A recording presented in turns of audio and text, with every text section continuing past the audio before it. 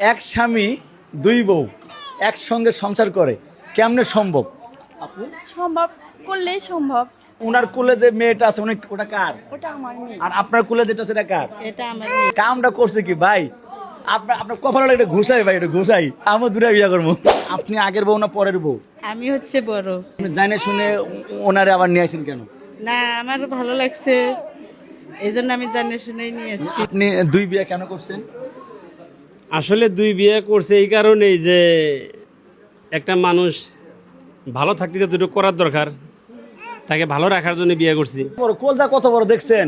হ্যাঁ, উনি হচ্ছে প্রথম বউ আর উনি হচ্ছে স্বামী। উনি কি করছে মানে স্বামীর ভালোর জন্য আরেকটা বিয়ে করে নিয়ে আসছে।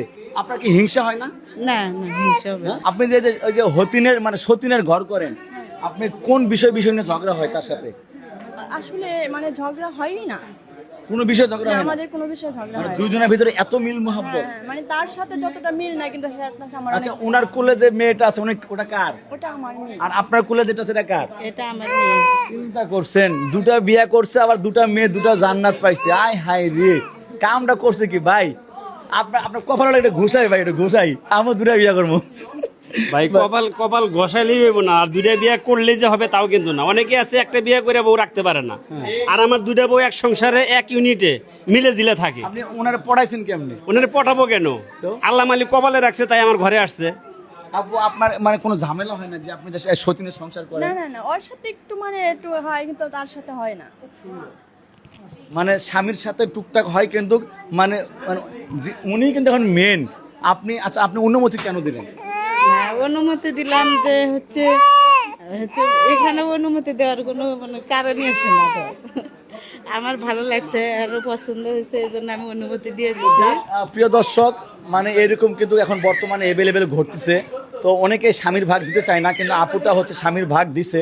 তো আমরাই দোয়া করবো ইনশাল্লাহ যাতে সারা জীবন যেন ওনাদের ভালোবাসাটা মানে এরকম থাকে, এটা আমরা চাই। তো ভাই আপনার জন্য শুভকামনা।